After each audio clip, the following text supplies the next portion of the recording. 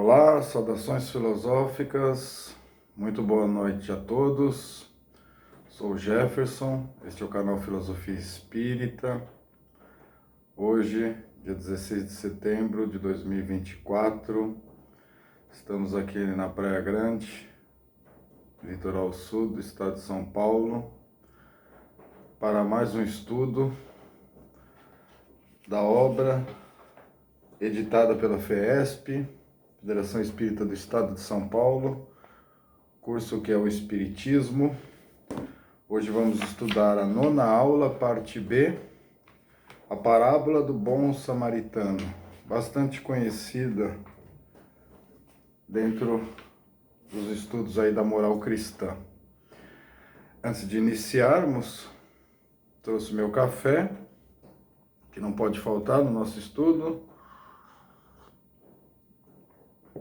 Este canal espírita vem usando, duas obras aí, o curso que é o Espiritismo, estamos estudando essa obra, e a obra de André Luiz, Nosso Lar. Há duas playlists aqui no canal e devagarinho a gente está avançando em cada uma delas. Então, sem mais demora, vamos ao estudo de hoje, aos comentários desse texto, a parábola do bom samaritano. O grande mandamento. E eis que um legista se levantou e disse para embaraçá-lo: Mestre, que farei para herdar a vida eterna? Ele disse: que está escrito na lei? Como lês? Ele então respondeu: Amarás o Senhor teu Deus de todo o coração, de toda a alma, com toda a tua força e de todo o entendimento, e a teu próximo como a ti mesmo. Jesus disse: Respondeste corretamente, faze isso e viverás. Então veja, esse trecho aqui do Evangelho é bastante conhecido. Aqui, nessa parte que nós lemos, um legista, alguém conhecedor aí da lei, lei mosaica, se levantou e disse para embaraçar Jesus, para ver como que Jesus sairia diante de uma pergunta. Disse assim, Mestre, que farei para lhe dar a vida eterna? Para ver se Jesus responderia, dentro da primeira revelação, dentro da lei mosaica. E talvez pegar Jesus aí fora, do que diz lá o Velho Testamento. Jesus, faz uma questão para ele, O que está escrito na lei? Faz ele pensar, faz ele ter a sua própria reflexão.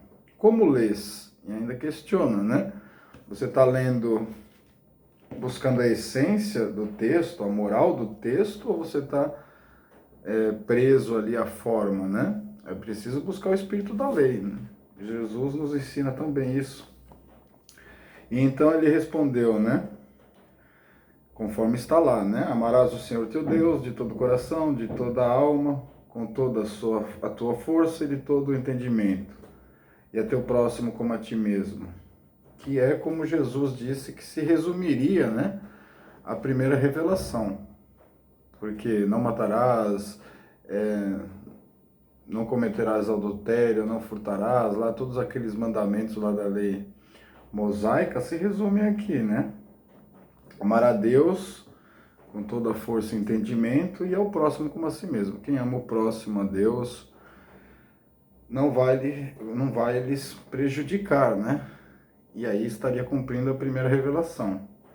Jesus disse, diante da resposta dele, Respondeste corretamente, faze isso e viverás, tendo uma vida aí plena, em abundância, Seguindo, a parábola do bom samaritano. Ele, porém, querendo se justificar, disse a Jesus: E quem é meu próximo? Jesus retomou: Um homem descia de Jerusalém a Jericó e caiu no meio de assaltantes, que após havê-lo despojado e espancado, foram se deixando semi-morto. Casualmente descia por esse caminho um sacerdote, viu e passou adiante. Igualmente, um levita, atravessando este lugar, viu e prosseguiu. Certo samaritano em viagem, porém, chegou junto dele, viu e moveu-se de compaixão. Aproximou-se, cuidou de suas chagas, derramando óleo e vinho, depois colocou em seu próprio animal, conduziu-o à hospedaria e dispensou-lhe cuidados. No dia seguinte, tirou 2 denários e deu-os ao hospedeiro, dizendo: Cuida dele, e o que gastares a mais em meu regresso te pagarei. Qual dos 3, em tua opinião, foi o próximo do homem que caiu nas mãos dos assaltantes? Ele respondeu: Aquele que usou de misericórdia para com ele. Jesus então lhe disse: Vai, também tu fazes o mesmo. Isso está em Lucas capítulo 10, versículo 25 a 37. Essa passagem é bastante conhecida, e aqui tem aquele comentário que é importantíssimo, fazer que as parábolas de Jesus, né, foram ditas ali com as imagens, né, o cotidiano das pessoas que o cercavam, muitas delas analfabetas, né, sem muita cultura. A cultura letrada era de domínio aí dos doutores da lei, então havia muita dificuldade no entendimento filosófico e científico dos ensinos de Jesus, até porque a ciência moderna ainda não tinha nem se desenvolvido e algumas escolas filosóficas não tinham, né, produzido o que produziram posteriormente. Isso dificultava muito o entendimento, né? Então as parábolas serviam aí para aquelas multidões, né, para aquelas pessoas simples que muitas vezes seguiam Jesus falando, né, do cotidiano deles, talvez eles entendessem. E em cada ensino de Jesus há a extração, né, tem que extrair aí a lição moral. Muita gente tem dificuldade de entendimento do evangelho por causa disso, né? Muitas vezes dizem assim: eu leio e não entendo, né, o que quer dizer as parábolas. Muitas vezes a parábola tem uma moral, né? Toda parábola tem uma moral essencial ali que precisa ser extraída. Por exemplo, Allan Kardec, quando fez o Evangelho segundo o Espiritismo, para dialogar principalmente com a Igreja Católica, que atacava ele bastante, né, dizendo que o Espiritismo era coisa do demônio, né, que era uma heresia, que atentava contra a moral do Cristo. Kardec, né, assessorado aí pelos espíritos superiores, a Pleiade do Espírito da Verdade, na hora que faz ali o Evangelho, procura detalhar, né, explicar isso, que há os fatos históricos da vida de Jesus, né, aos dogmas, que a igreja, as palavras que foram usadas para servir de dogmas, ao cristianismo institucional, mas também há a moral evangélica. Então Kardec, ao comentar, né, as passagens de Jesus, procurou ressaltar isso, né, de que toda passagem, parábola de Jesus havia uma moral, e nós vamos tentar fazer isso hoje aqui, né? Então, continuando a parábola do bom samaritano, ele questiona, né, querendo se justificar a Jesus, perguntando quem é o próximo dele, né? Aí Jesus vai ensinar, né, dando exemplo de um homem que descia de Jerusalém a Jericó e foi assaltado, né, despojado, espancado, quase ficou ali praticamente semi-morto. E aí ele dá o exemplo que descia um sacerdote, né, sob o rótulo religioso, passou adiante, um levita também, né, que era outra seita da época de Jesus, prosseguiu, atravessou esse lugar, viu e prosseguiu, né, fez pouco caso ali, e o samaritano, que era marginalizado na época, né, como se não tivesse ali, né, princípios, é esse que vai ajudar, né, com compaixão, vai cuidar das chagas da pessoa lá que está adoentada, lá, semi-morta, coloca óleo e vinho, como é relatado aqui, coloca ele no próprio animal, leva à hospedaria, paga as despesas, ainda diz, né, que se for gasto mais dinheiro, né, ele pagaria. E aí Jesus questiona qual dos 3 foi próximo do homem, né, que caiu nas mãos dos assaltantes. E aí é possível o legista lá entender que é aquele que usou de misericórdia para com ele. Aí Jesus disse, né? Vai também e faz o mesmo. Então a grande lição dessa passagem é a misericórdia. Então a misericórdia, que muitas vezes não é entendida aqui pelos encarnados, né? Ou por muitos desencarnados. Muitos desencarnados, às vezes perseguindo, né? Por causa do ódio, alguns encarnados esquecem da misericórdia. E os próprios encarnados também, entre si, e em relação a alguns desencarnados, também não usam de misericórdia. Então a grande lição aqui é a aplicação da misericórdia, que está aí dentro da justiça. Justiça sem misericórdia é vingança, né? Isso vai ficar mais fácil quando nós prosseguirmos nos estudos e formos nos aprofundando, né? Quando levantar um tema aí da justiça. Justiça sem misericórdia é apenas uma vingança, se nós formos analisar corretamente, filosoficamente, a situação. Porque a justiça de Deus tem sempre misericórdia, amor e caridade. E todas as vezes que nós vamos usar de justiça, se não aparecer a caridade e o amor, não é justiça, é apenas vingança. Avalia-se a fé pela ortodoxia. Faça algumas distinção entre o que crê de uma maneira e o que crê de outra? Não, pois Jesus coloca o samaritano, considerado herético, que tem amor ao próximo, sobre o ortodoxo, a quem falta caridade. Jesus não faz da caridade uma das condições da salvação, mas a única. Se ele coloca a caridade na primeira linha entre as virtudes, é porque ela encerra implicitamente todas as outras. A humildade, a mansidão, a benevolência, a justiça, etc. E porque é ela a negação absoluta do orgulho e do egoísmo. Aqui nos comentários, não podemos avaliar a fé pela ortodoxia, né?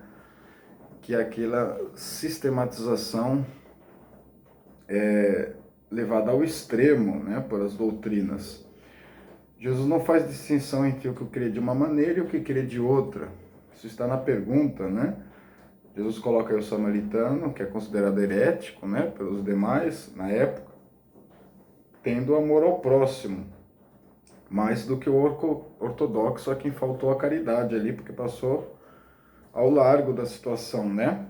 Jesus não faz da caridade uma condição da salvação, ela é essencial, ela é a principal, né? Ele coloca a caridade aí na primeira linha entre as virtudes, mais do que até a humildade, a mansidão, a benevolência e a justiça. E conforme Paulo de Tarso, na lição anterior, nos tinha ensinado, né? Caridade segundo São Paulo, o hino à caridade. Prosseguindo.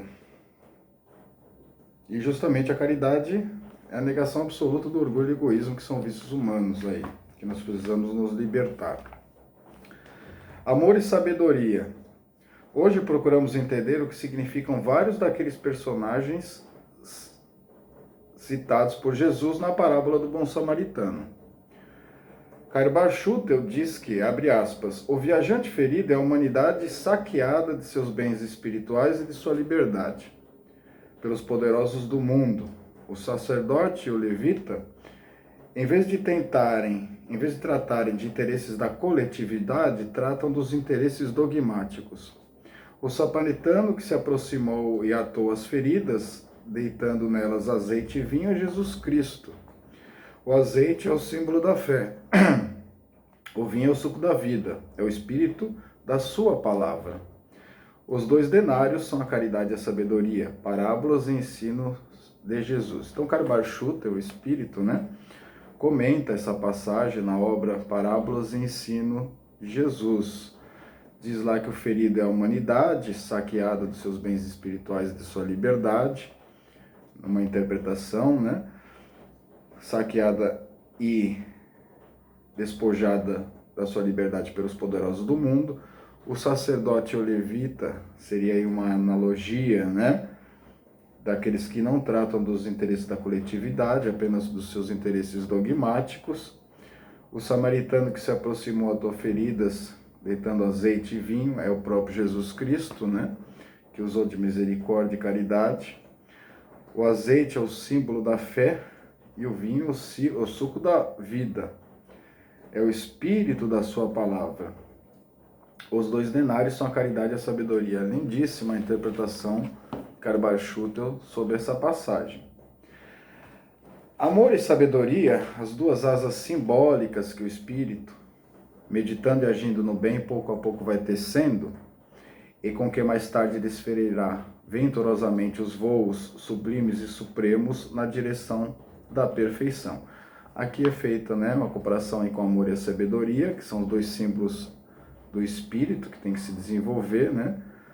Quando este medita e age no bem, vai evoluindo e vai tecendo a sua própria felicidade, né? As suas próprias bem-aventuranças rumo à perfeição.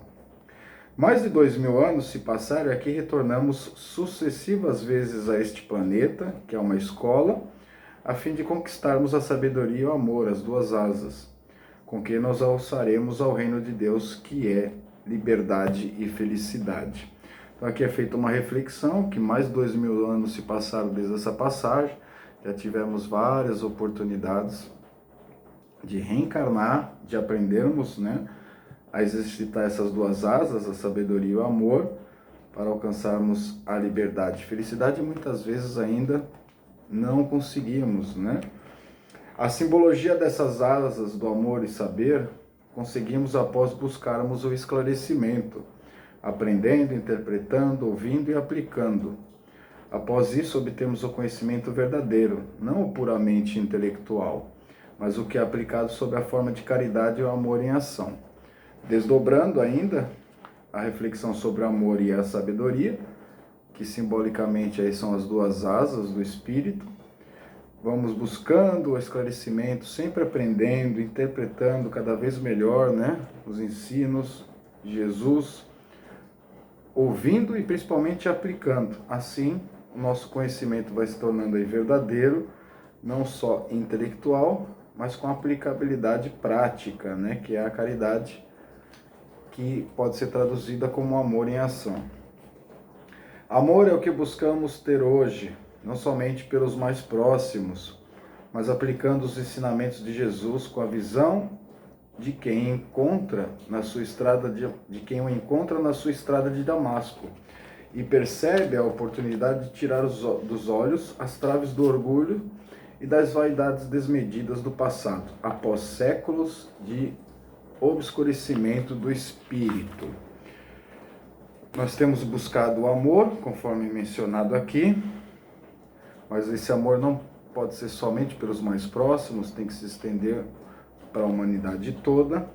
Isso foi o que Jesus nos ensinou. Cada um de nós tem a nossa visão e o nosso encontro na estrada de Damasco, né? Caímos das nossas desilusões, dos nossos camelos, como lá Saulo, né? Quando tombou do camelo, viu Jesus e mudou de rota. Aqui é usada essa passagem para nos advertir, né?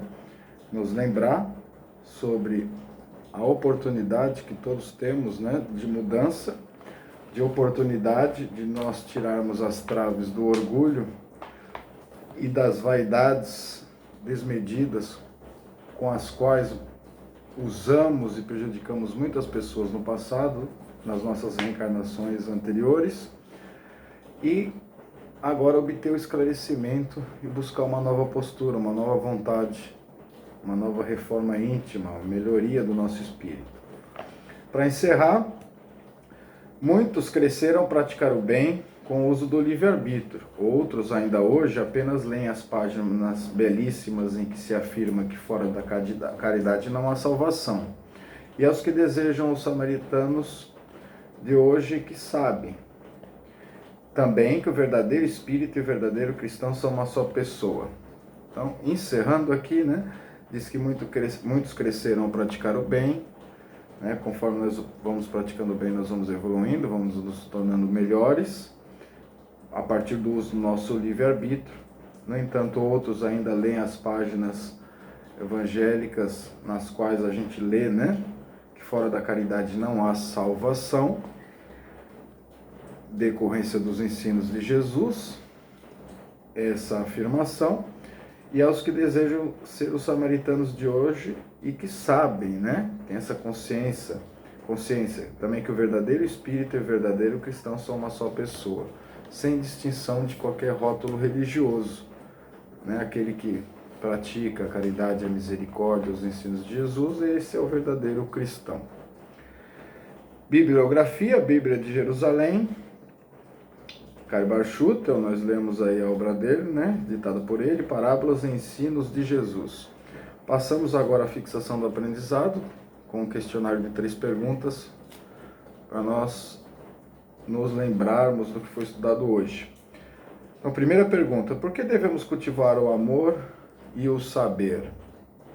Porque o amor e a sabedoria são as 2 asas simbólicas que o espírito, meditando e agindo no bem, pouco a pouco vai tecendo e com que mais tarde desferirá venturosamente os voos sublimes e supremos na direção da perfeição. Pergunta 2. Por que Jesus narrou a parábola do bom samaritano? 2. Para nos ensinar que ele, Jesus, não faz da caridade uma das condições da salvação, mas a única. Ele coloca a caridade na primeira linha entre as virtudes, porque ela encerra implicitamente todas as outras: a humildade, a mansidão, a benevolência, a justiça, etc. E porque ela é a negação absoluta do orgulho e do egoísmo. E a última questão: qual a principal lição dessa parábola? A lição da misericórdia explícita nas palavras de Jesus em resposta ao legista questionador. Conforme eu tinha dito, né, toda moral evangélica, né, tem ali uma essência, um ensinamento.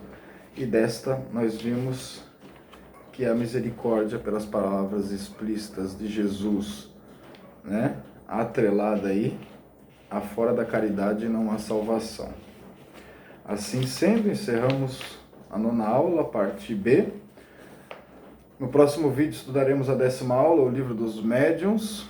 Gostaria de agradecer a presença de todos que vêm nos acompanhando, divulgando o canal Espírita, que possa atingir mais pessoas. Peço que curtam, se inscrevam, compartilhem e comentem, e que possamos todos estar aqui no próximo estudo. Desejo a todos uma boa noite, uma boa madrugada, uma boa manhã, uma boa tarde, de acordo com o horário que estão nos assistindo. Até a próxima.